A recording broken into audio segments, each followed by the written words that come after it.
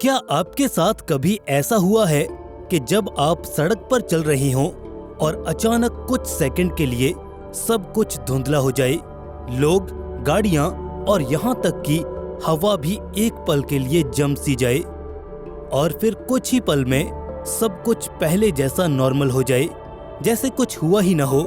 आपका दिमाग भी ऐसे कंफ्यूज हो जाता है कि आखिर ये हुआ क्या था, ये क्यों हुआ? क्या ये सिर्फ आपका दिमाग था जो आपको भ्रमित कर रहा था, या हमारी रियलिटी में आया कोई ग्लिच? क्या हमारी पूरी दुनिया, ये पेड़, ये आसमान और हम खुद कहीं ऐसा तो नहीं कि एक विशाल कंप्यूटर सिमुलेशन का हिस्सा हो जिसे कोई अनजानी ताकत चला रही है? नमस्कार दोस्तों, स्वागत है आपका अल्टीमेट स्पेस पर, जहां आज हम सिमुलेशन थियरी की रहस्यमय दुनिया में कदम रखेंगे और कुछ ऐसे ग्लिचेस की बात करेंगे जो ये सवाल उठाते हैं कि हमारी रियलिटी कहीं नकली तो नहीं। आखिर सिमुलेशन थियरी क्या है और कुछ ऐसे चौंकाने वाले ग्लिचेस जो लोगों ने सचमुच देखे हैं। क्या हमारी इस दुनिया की सिमुलेशन के पीछे एलियंस का हाथ हो सकता है? सिमुलेशन थियरी को समझने के लिए सबसे पहले आपको अपने दिमाग को थोड़ा सा खोलना होगा और चलिए अब गोता लगाते हैं इस थियरी की गहराई में। सिमुलेशन थियरी कहती है कि हमारी पूरी दुनिया, आप, मैं, ये धरती, सितारे, गैलेक्सीज और यहाँ तक कि समय भी, ये सब कुछ एक सुपर एडवांस कंप्यूटर पर चल रही एक सिमुलेशन का हिस्सा हो सकता है। जैसे कोई बहुत बड़ा वीडियो गेम जिसमें हम सब किरदार हैं और कोई अनजानी ताकत इस गेम को कंट्रोल कर रही है। इस थियरी को सबसे पहले मशहूर दार्शनिक निक बॉस्ट्रोम ने सन 2003 में अपने सिमुलेशन आर्गुमेंट में सामने रखा। उन्होंने कहा कि 3 में से एक चीज जरूर सच है। पहला, कोई भी सभ्यता इतनी एडवांस नहीं होती कि वो सिमुलेशन बना सके। दूसरा, अगर कोई सभ्यता इतनी एडवांस हो भी जाए तो वो सिमुलेशन बनाने में इंटरेस्टेड नहीं होगी। तीसरा और सबसे चौंकाने वाला, हम पहले से ही एक सिमुलेशन में जी रहे हैं। सोचिए, अगर तीसरा सच है तो हमारी हर हरकत, हर सोच और हर पल पहले से ही कोडेड हो सकता है। अब आप सोच रहे होंगे कि ये तो बस दार्शनिक बातें हैं, इसमें साइंस कहाँ है?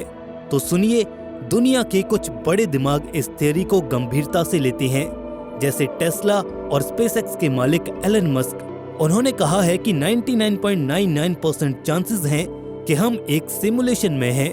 उनका तर्क है कि अगर टेक्नोलॉजी इतनी तेजी से बढ़ रही है तो एक दिन हम खुद इतने एडवांस सिमुलेशन बना सकते हैं कि वो असल दुनिया से हूबहू मिलती होगी।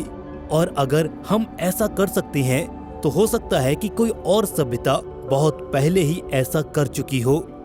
साइंस की बात करें तो क्वांटम मैकेनिक्स में कुछ ऐसी चीजें हैं जो सिमुलेशन थियरी को सपोर्ट करती दिखती हैं। उदाहरण के लिए ऑब्जर्वर इफेक्ट। ये कहता है कि कोई पार्टिकल तब तक एक खास अवस्था में नहीं आता जब तक उसे कोई देख न ले। ये ठीक वैसा है जैसे कोई वीडियो गेम सिर्फ उसी हिस्से को रेंडर करता है जो आप देख रही हैं, बाकी सब बैकग्राउंड में छिपा रहता है। तो क्या ये संभव है कि हमारी रियलिटी भी बिल्कुल ऐसे ही काम करती हो? असल में सिमुलेशन थियरी सिर्फ एक आइडिया नहीं, बल्कि एक ऐसा सवाल है जो साइंस, दर्शन और टेक्नोलॉजी को जोड़ता है। लेकिन हमारे पास इस आइडिया के सपोर्ट में आखिर क्या सबूत हैं? तो अब आता है वो हिस्सा जो आपकी रूह कपा देगा। इमेजिन कीजिए, एक शांत रात, आप अकेले कमरे में बैठे हैं और अचानक समय जैसे पीछे लौट जाए। हर चीज वैसी ही लगती है जैसे आपने कहीं ना कहीं इसे पहले देखा हो, उसे कभी न कभी महसूस किया हो। ये कोई सपना नहीं बल्कि रियलिटी का एक ग्लिच हो सकता है। कभी कभी ऐसा भी होता है कि हम अपने आप को ऐसी जगह पाते हैं जिसके बारे में हमें कुछ याद ही नहीं होता कि हम वहां पर कब और कैसे पहुंचे। क्या ये भी इसी सिमुलेशन के ग्लिच की वजह से होता है?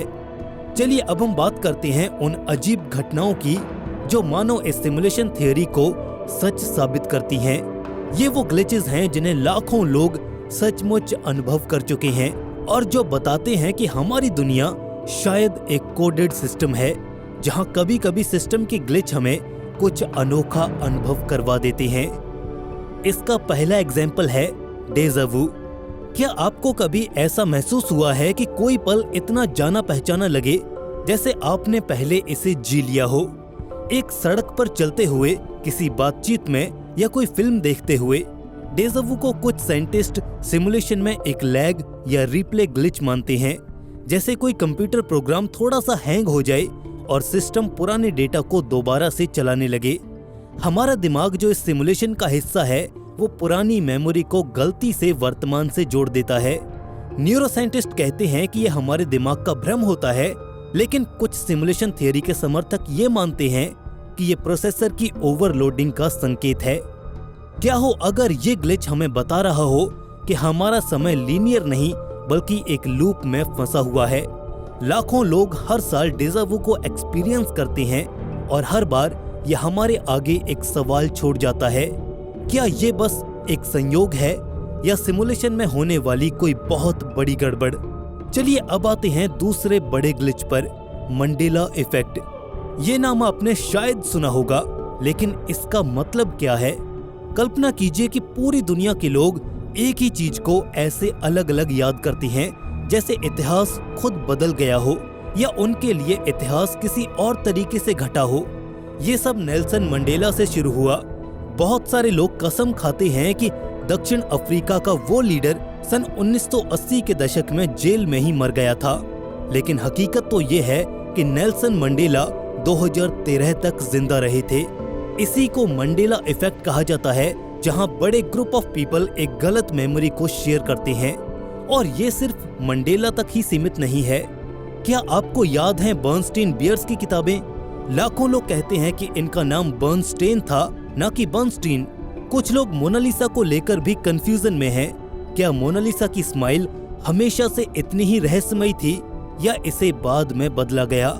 सिमुलेशन थियरी के मुताबिक ये ग्लिच तब होते हैं जब सिमुलेशन के क्रिएटर्स पुराने डेटा को अपडेट करते हैं, जैसे कोई प्रोग्रामर कोड में चेंज कर दे, लेकिन कुछ यूजर्स के सिस्टम में पुराना वर्जन ही क्रैश हो जाए। क्या ये संभव है कि हमारी रियलिटी को समय समय पर पैच किया जा रहा हो और हम उसके शिकार बनते जा रहे हैं? इंटरनेट पर अगर आप सर्च करेंगे तो मंडेला इफेक्ट की हजारों स्टोरीज हैं। लोग शेक्सपियर की लाइन से लेकर ब्रांड लोगो तक सब कुछ बदलते हुए याद करते हैं। ये सिर्फ मेमोरी का खेल नहीं लगता, बल्कि एक डिजिटल रियलिटी का हिंट हमें यहाँ से मिलता है, जहाँ हिस्ट्री को रीराइट किया जा सकता है। क्या आपने भी कभी ऐसा महसूस किया है कि कोई चीज पहले अलग थी और अब बदल चुकी है? ये सोचकर ही रोंगटे खड़े हो जाते हैं, है ना? और तीसरा उदाहरण और भी ज्यादा डरावना है, फिजिकल ग्लिचेस। ये वो घटनाएं हैं जो फिजिक्स के बेसिक नियमों को ही चैलेंज करती हैं। सोचिए, आप अपनी कार की चाबी टेबल पर रखते हैं और पलक झपकते ही वो गायब हो जाती है, या फिर कोई ऑब्जेक्ट आपको हवा में तैरता हुआ दिखे या अचानक अपनी जगह बदल ले। इंटरनेट पर ऐसी हजारों रियल लाइफ स्टोरीज वायरल हैं। एक महिला ने बताया कि वो अपनी रसोई में खड़ी थी और अचानक एक गिलास जो टेबल पर रखा हुआ था वो बिना छुए गिर पड़ा। वहीं दूसरे ने कहा कि उनका फोन हैंडबैग में था, लेकिन अगले ही पल वो बेडरूम में मिला। क्या ये जादू है या सिमुलेशन में होने वाला कोई रेंडरिंग एरर? सिमुलेशन थियरी कहती है कि हमारी दुनिया कोड पर बेस्ड है और कभी कभी कोड में बग आ जाता है, जैसे वीडियो गेम में कोई आइटम गायब हो जाए या टेलीपोर्ट हो जाए। फिजिसिस्ट इसे क्वांटम अनसर्टेनिटी से जोड़ते हैं, लेकिन ग्लिच थियरी के समर्थक मानते हैं कि ये सिस्टम की लिमिट्स दिखा रहे हैं। क्या होगा अगर ये ग्लिचेस बढ़ने लग जाएं?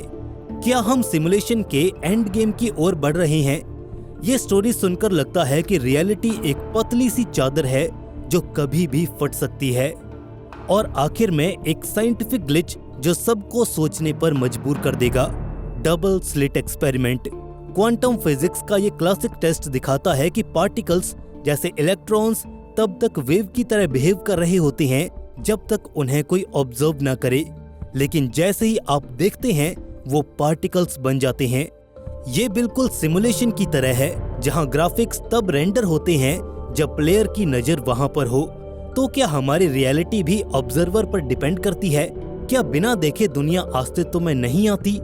ये एक्सपेरिमेंट सन 1920 से वैज्ञानिकों को हैरान कर रहा है और आज भी ये सिमुलेशन थियोरी का सबसे मजबूत सबूत माना जाता है। ये ग्लिचेस सिर्फ कहानियां नहीं है, बल्कि संकेत हैं कि हमारी रियलिटी परफेक्ट नहीं है। क्या ये सब मिलकर साबित करते हैं कि हम सब एक सिमुलेशन में फंसे हैं? अगर हम वाकई किसी सिमुलेशन में फंसे हैं, तो सवाल उठता है कि आखिर इसे चला कौन रहा है? क्या ये कोई सुपर एडवांस एलियन सभ्यता हो सकती है जो इसे एक एक्सपेरिमेंट की तरह चला रही हो, या हो सकता है कि वो हमारी ही मानव सभ्यता का एक एडवांस वर्जन हो जिसने भविष्य में जाकर पुराने समय को देखने के लिए ये सिमुलेशन बनाई हो और आज हम उसी में कैद हों। इस तरह हमारी कल्पनाओं के घोड़े तो कहीं भी दौड़ सकते हैं, लेकिन सिमुलेशन थियोरी के मुताबिक अगर हम एक डिजिटल दुनिया में हैं, तो इसके क्रिएटर्स जरूर कोई बाहरी सभ्यता होगी। शायद एलियंस ने हमें बनाने के लिए ये सिमुलेशन रचा हो, ताकि हमारी सभ्यता को बिना डिस्टर्ब किए वो ऑब्जर्व करते रह सकें। ये थियोरी जू हाइपोथेसिस से जुड़ती है, जो कहती है कि एलियंस हमें एक डिजिटल जू की तरह ट्रीट करते हैं। जैसे हम किसी चिड़ियाघर में जानवरों को रखते हैं, बिना उन्हें डिस्टर्ब किए उन्हें जीने देते हैं, लेकिन एक कंट्रोल्ड एनवायरनमेंट में, ठीक वैसे ही एलियंस भी हमें ऑब्जर्व कर रहे हैं। लेकिन आखिर क्यों? शायद इसलिए कि हम उनके लिए एक एक्सपेरिमेंट हैं। हमारे इमोशंस, हमारी गलतियां और हमारी प्रोग्रेस को वो स्टडी करना चाहते हैं, और शायद वो इसलिए कुछ ऐसा कर रहे हैं। तो क्या हम उनके लिए लैब रैट्स हैं जो एक विशाल सिमुलेशन में फंसे हुए हैं? अब सोचिए एक ऐसी सभ्यता की टेक्नोलॉजी के बारे में जो इस सिमुलेशन को चला सके। वो टाइप 3 सिविलाइजेशन होगी, जैसा कि कार्डाशेव स्केल पर कहा जाता है। ये वो सभ्यता है जो पूरी गैलेक्सी की एनर्जी को कंट्रोल कर सकती है, सूरज की रोशनी से लेकर ब्लैक होल्स तक। उनके पास जो सुपर कंप्यूटर्स होंगे वो पूरे के पूरे यूनिवर्स तक को सिमुलेट कर सकते हैं। डायसन स्फीयर जैसे स्ट्रक्चर्स जो सितारों को घेरकर उनकी सारी एनर्जी चूस लेते हैं, उनके लिए ऐसे टूल्स बनाना कोई बड़ी बात नहीं है। अगर वो इतने एडवांस्ड हैं, तो हम उनके लिए किसी डिजिटल एसेट या कोड से ज्यादा कुछ नहीं है, जिन्हें वो कभी भी रीस्टार्ट या डिलीट कर सकते हैं। क्या हमारी दुनिया उनके लिए सिर्फ एक साइंस प्रोजेक्ट है जो अरबों सालों से यूं ही चल रहा है? दुनिया भर के लोग यूएफओ साइटिंग्स को रिपोर्ट करते हैं, वो तेज उड़ने वाली चीजें जो फिजिक्स के नियमों को तोड़ती हुई नजर आती हैं। क्या ये सिमुलेशन के एडमिन हैं जो हमारे कोड को चेक करने आते हैं, जैसे कोई प्रोग्रामर गेम में बग फिक्स करने के लिए जाता है? कुछ थियरीज कहती हैं कि यूएफओ ग्लिचेस को कवर करने के लिए भेजे जाते हैं, या फिर वो सिस्टम को मॉनिटर करने वाले प्रोब्स हैं। सन 1947 का रोजवेल इंसिडेंट या हाल ही के पेंटागन यूएफओ रिपोर्ट्स, क्या ये संकेत हैं कि एलियंस हमारे सिमुलेशन को मैनेज कर रही हैं? एलियंस का ये कनेक्शन सिमुलेशन थियोरी को और भी ज्यादा गहरा बना देता है। क्या हम उनके कंट्रोल में हैं, या ये सब बस हमारी एक कल्पना है? सिमुलेशन थियोरी को लेकर हमने अब तक कई बड़ी बातें कर ली, लेकिन अब सवाल ये है कि क्या हम सचमुच इसे साबित कर सकते हैं कि हम एक सिमुलेशन में जी रहे हैं? अगर हमारी दुनिया एक कंप्यूटर प्रोग्राम है, तो क्या इसके कोड को तोड़ा जा सकता है? साइंटिस्ट और थिंकर्स इस सवाल का जवाब ढूंढने में जुटे हुए हैं, और कुछ ऐसे संकेत मिले हैं जो हमें सिमुलेशन की सच्चाई के और भी करीब लेकर जा सकते हैं। सबसे पहले साइंस की दुनिया में एक कॉन्सेप्ट है प्लैंक लेंथ। ये ब्रह्मांड की सबसे छोटी दूरी है, लगभग 1.6 × 10⁻⁻35 मीटर। इसे यूनिवर्स का पिक्सल माना जाता है। जैसे आपकी टीवी स्क्रीन में पिक्सल्स होते हैं, वैसे ही शायद हमारी रियलिटी भी छोटे छोटे डिजिटल यूनिट से बनी हो। साइंटिस्ट कहते हैं कि अगर हमारा यूनिवर्स कोई सिमुलेशन है, तो इसकी एक लिमिट होगी। जैसे कोई गेम हाई रेजोल्यूशन में रेंडर होता है, लेकिन जूम करने पर पिक्सल्स दिखने लग जाते हैं। अगर हम कभी प्लैंक लेंथ से छोटी चीज को माप सकें और वो हमें गलत लगे, तो ये सिमुलेशन का सबूत हो सकता है। लेकिन अभी तक हमारी टेक्नोलॉजी इतनी एडवांस नहीं है कि इसकी हम कोई टेस्टिंग कर पाएं। वहीं क्वांटम मैकेनिक्स में कुछ और सुराग मिले हैं। हम पहले डबल स्लिट एक्सपेरिमेंट की बात कर चुके हैं, जो दिखाता है कि पार्टिकल्स तब तक रेंडर नहीं होते जब तक कोई उन्हें ऑब्जर्व ना करे। लेकिन एक और कॉन्सेप्ट है क्वांटम एंटेंगलमेंट। ये तब होता है जब दो पार्टिकल्स इतने जुड़ जाते हैं कि एक को अल्टर करने पर दूसरा चाहे कितना भी दूर हो, वो तुरंत बदल जाता है। ये सुपर फास्ट कनेक्शन सिमुलेशन की तरह लगता है, जहां डेटा इंस्टेंटली ट्रांसफर होता है। कुछ वैज्ञानिक कहते हैं कि ये सिमुलेशन के कोड का हिस्सा हो सकता है, जो स्पेस और टाइम की लिमिट्स को तोड़ता है। फ्यूचर में साइंटिस्ट सुपर कंप्यूटर्स की मदद से सिमुलेशन को टेस्ट करने की भी कोशिश कर रही हैं। उदाहरण के लिए वो मॉडल्स बना रही हैं जो हमारी रियलिटी के छोटे छोटे हिस्सों को सिमुलेट करे। अगर हम खुद सिमुलेशन बना सकें तो ये प्रूव हो सकता है कि हमारी दुनिया ऐसे ही किसी सिमुलेशन का हिस्सा है। लेकिन क्या हम सिमुलेशन के अंदर रहकर ही इसे हैक कर सकते हैं? जैसे कोई गेमर गेम में चीट कोड डालता है, लेकिन वो चीट कोड किसी तरह से गेम के कैरेक्टर्स को ही पता चल जाए, तो क्या हम इस सिमुलेशन की रियलिटी के नियमों को तोड़ पाएंगे? कुछ थियरीज कहती हैं कि अगर हमें कोड की लिमिट्स मिल जाएं, तो शायद हम सिमुलेशन को कंट्रोल कर सकते हैं। लेकिन सावधान, अगर क्रिएटर्स को पता चला कि हम कोड को तोड़ने की कोशिश कर रहे हैं, तो उनका अगला कदम हमें हमेशा के लिए खामोश कर सकता है। सिमुलेशन को साबित करना आसान नहीं है, लेकिन संकेत हमारे चारों ओर बिखरे पड़े हैं, प्लैंक लेंथ से लेकर क्वांटम एंटेंगलमेंट तक। लेकिन क्या हम कभी इस सच को पूरी तरह से जान पाएंगे, या हम हमेशा इस डिजिटल भूल भुलैया में ही खोए रहेंगे? एक और सवाल ये भी है कि क्या हमारे पास इस सच को जानने की ताकत है, या फिर क्या हम इस सच को एक्सेप्ट कर भी पाएंगे कि हमारी सारी यादें, इस धरती पर हमारा गौरवशाली इतिहास, हमारे वो अपने, वो खूबसूरत पल, सब कुछ एक डिजिटल सपना था? शायद ये स्वीकार करना हम सब के लिए कठिन होगा। सिमुलेशन थियरी हमें एक नया नजरिया देती है। यह हमें अपने आसपास की चीजों को गौर से देखने की प्रेरणा देती है। हमारा यूनिवर्स एक सिमुलेशन है और हम सब एक मैट्रिक्स में जी रहे हैं, जहां कुछ भी रियल नहीं है। आपकी लाइफ, आपका बचपन, माँ बाप, दोस्त, यादें, सब कुछ बस एक कंप्यूटर प्रोग्राम है, और हम सब बस कठपुतलियां हैं किसी हाईली एडवांस्ड सिविलाइजेशन की। हमारी रियलिटी भी रियल नहीं है। दोस्तों, वास्तव में सिमुलेशन हाइपोथेसिस की ये सोच वाकई खतरनाक है, और जो भी इस मैट्रिक्स की दुनिया में कुछ ज्यादा ही बिलीव करने लग जाता है, उसके लिए चीजें और भी ज्यादा बद से बदतर होने लग जाती हैं। सिमुलेशन वर्ल्ड पर डिबेट करना, उसके बारे में रिसर्च करना एक अलग बात है, लेकिन इसे सच मानकर इस दुनिया की रियलिटी पर शक करना इसे खतरनाक बना देता है। ये सोच किसी सपने और रियलिटी में फंसे किसी इंसान की तरह हो जाती है।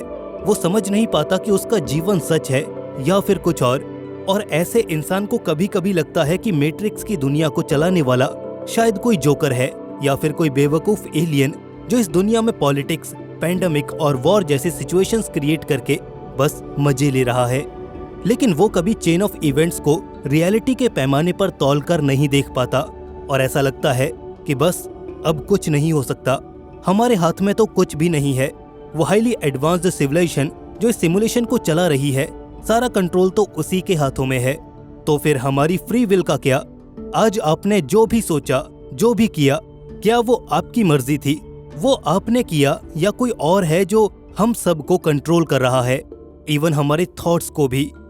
हम जो कर रहे हैं वो असल में हम नहीं कर रहे, हम तो बस एक कैरेक्टर हैं उस सिमुलेशन में। हमारा तो कोई वजूद ही नहीं है, यानी हम रियल नहीं है। The modern concept of God.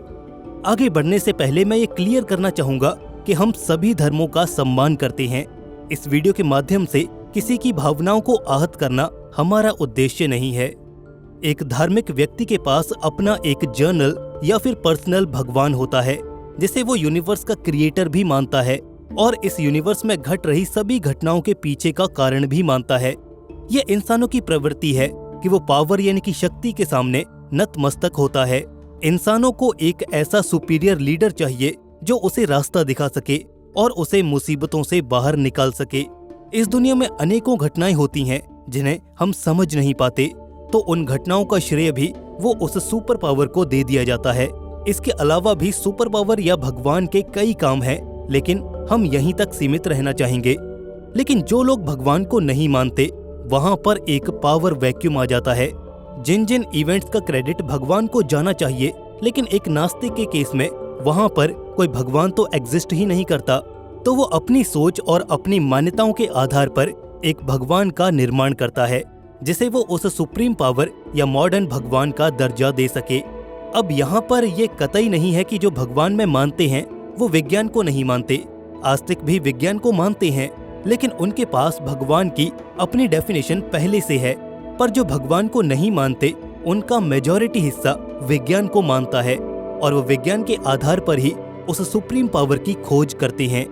अब यहाँ पर सिमुलेशन एक साइंटिफिक टर्म है जो लगभग हर साइंस स्टूडेंट को फैसिनेट करती है, लेकिन अब इस टर्म को यूज किया जाने लगा है हमारी नाकामी और हमारे बिगड़ते हुए हालातों का ब्लेम उस पावर पर डालने के लिए जो हमारी पहुंच से बहुत बाहर है।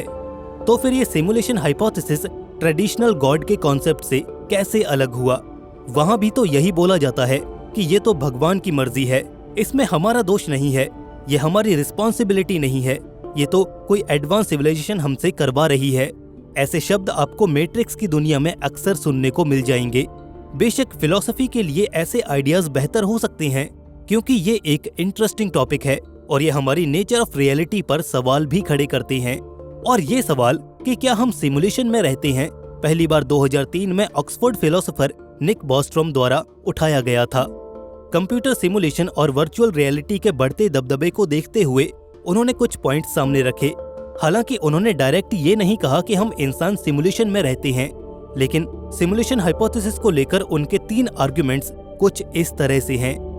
नंबर 1, हम इंसान पोस्ट ह्यूमन स्टेज तक पहुंचते पहुंचते खत्म हो जाएंगे, या फिर हम ये भी कह सकते हैं कि सिर्फ कुछ इंसान होंगे जो पोस्ट ह्यूमन स्टेज तक पहुंच पाएंगे।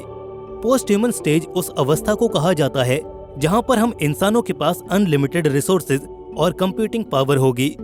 नंबर 2, जो कुछ इंसान पोस्ट ह्यूमन सिविलाइजेशन तक पहुंच जाएंगे उनमें से कुछ ही होंगे जो अपनी एवोल्यूशनरी हिस्ट्री की सिमुलेशन रन करने में इंटरेस्टेड होंगे। नंबर 3, और अगर ऐसा है तो कुछ चांसेस हैं कि हम उनके सिमुलेशन का ही हिस्सा हैं। कहने का मतलब यह है कि अगर इंसान विलुप्त नहीं हुआ और एक ऐसी स्टेज पर पहुंच गया जहां उसके पास अनलिमिटेड कंप्यूटेशनल पावर है और वो अल्ट्रा रियलिस्टिक सिमुलेशन रन करने में कैपेबल हैं, तो चांसेस हैं कि हम उनकी सिमुलेशन में एक कैरेक्टर के अलावा कुछ और नहीं है, क्योंकि इंसानों का वजूद तो कब का खत्म हो चुका है। अब असली दुनिया में सिर्फ पोस्ट ह्यूमंस हैं और सिमुलेशन के जरिए वो अपने पूर्वजों यानी कि हमें देख रहे हैं, जैसे कि आजकल हम फोटोज और वीडियोस में अपने पूर्वजों को देखते हैं। तो यहाँ पर हमें हिंट मिलता है कि आखिर ये सिमुलेशन चला कौन रहा है। लेकिन ये कॉन्सेप्ट किसी धार्मिक कॉन्सेप्ट से अलग नहीं है। यहाँ पर भगवान का रोल पोस्ट ह्यूमंस प्ले कर रहे हैं, या फिर हम उन्हें सुपर एडवांस गेमिंग एंटिटीज भी कह सकते हैं। हमारी जिंदगी, मौत, सब कुछ उन पोस्ट ह्यूमन एंटिटीज के ही हाथ में है। लेकिन कहते हैं कि भगवान की बनाई दुनिया में कोई गलतियां नहीं है, ये दुनिया एकदम स्मूथ है। लेकिन इंसान तो गलतियां करता है, तो क्या अगर ये दुनिया कोई सिमुलेशन है तो उसमें भी गलतियां होंगी, जिन्हें अक्सर लोग सिमुलेशन ग्लिच कहते हैं। बेशक अगर कोई बहुत बड़ी सिमुलेशन है तो उसमें ग्लिचेस तो होंगे ही, लेकिन यहाँ पर ये आर्ग्यूमेंट कि हम सिमुलेशन में हैं ये अपने आप में ही ग्लिची है। द फर्स्ट सिमुलेटर, इस आर्ग्यूमेंट में एक ग्लिच ये है कि इस सिमुलेशन को रोकने का कोई रीजन ही नहीं है, क्योंकि जो पोस्ट ह्यूमन हमें सिमुलेट कर रहे हैं हो सकता है कि उन्हें कोई और हाईली एडवांस सिमुलेटर सिमुलेट कर रहा हो और उन्हें कोई और ये सिलसिला बस यूं ही चलता जा रहा हो। और अंत में वो पहला सिमुलेटर कौन है जो आजाद है, जो सच में रियल है, और ये वाकई बड़ा डरावना और भयानक होगा अगर इसका आंसर हम खुद हैं।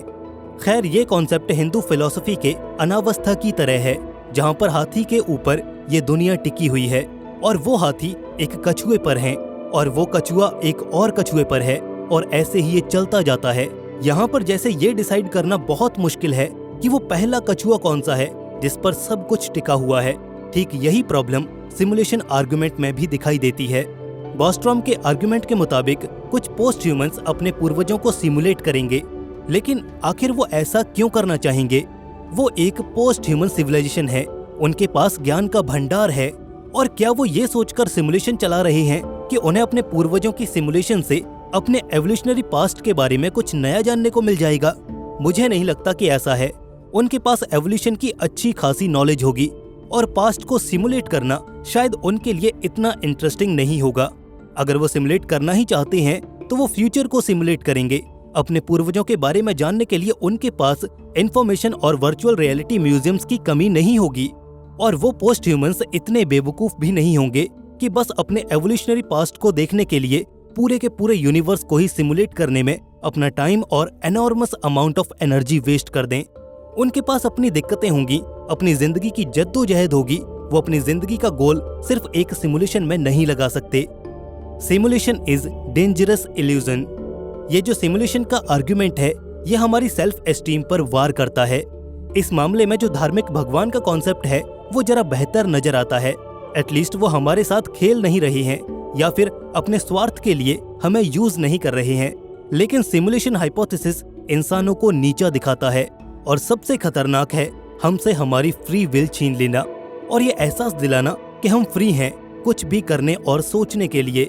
अगर हम इस पर विश्वास करना चाहते हैं कि वाकई हम सिमुलेशन में हैं, तो हमें अपना अपनत्व कि हाँ हम वाकई में हैं वो खोना पड़ेगा। क्योंकि अगर हम इसमें विश्वास करने लगे कि हमसे ऊपर कोई है जो बड़ी गेम डाल सकता है, जिसके आगे हमारी नहीं चल सकती, और सब कुछ तो बस वही कर रहा है, हम तो सिर्फ एक ही काम कर सकते हैं, जो कुछ हो रहा है उसे होने दो और बैठे बैठे देखते रहो, क्योंकि ये ना तो हमारे कंट्रोल में है और ना ही हम इसे बदल सकते हैं। ऐसे फिलोसॉफिकल आर्गुमेंट्स में बस यही चीज खतरनाक होती है कि जिसे हमने इमेजिन करके बनाया उसे तो हमने रियल मान लिया, और जिस रियलिटी में हम असल में हैं उसे हमने सिमुलेशन बना दिया, यानी इमेजिनरी बना दिया। हमने खुद को ही इमेजिनरी बना दिया। याद रहे कि ऐसे फिलोसॉफिकल आर्गुमेंट्स को हमें अपनी रियल लाइफ से कंफ्यूज नहीं करना चाहिए। अभी तो बिल्कुल नहीं। हम इंसान हैं, हमें क्या करना है, हमें किस ओर जाना है, ये हम खुद तय करते हैं अपनी इच्छा से। हमें अपनी मोरालिटी और ह्यूमैनिटी को बचाए रखना है ताकि हम अपने सिविलाइजेशन को एक दिशा दे पाएं, एक बेहतर भविष्य की ओर। ऐसे आइडियाज की वजह से खुद को पीछे धकेलना ये दिखाता है कि मोरली हम इवॉल्व होने में फेल हो रहे हैं, और ये सब चीजें हम पर एक बड़ा इम्पैक्ट डालती हैं। सिमुलेशन हाइपोथेसिस डिबेट का विषय जरूर है और हम आगे भी इस पर चर्चा करते रहेंगे। फिलहाल आपका क्या कहना है इसके बारे में हमें कमेंट सेक्शन में जरूर बताएं। अगर आपको ये वीडियो पसंद आया तो इसे लाइक और दोस्तों में शेयर जरूर करें। ऐसे ही और इन्फॉर्मेटिव वीडियोस के लिए हमारे चैनल को सब्सक्राइब करके बेल नोटिफिकेशन इनेबल जरूर कर लें। और दोस्तों साथ ही पिन कमेंट और डिस्क्रिप्शन बॉक्स चेक करना ना भूलिएगा। ऐप डाउनलोड कीजिए और पैसे कमाइए। दोस्तों जल्द मिलेंगे ऐसे ही एक और नई इन्फॉर्मेटिव वीडियो के साथ। तब तक के लिए स्टे क्यूरियस, बी हैप्पी। नमस्कार।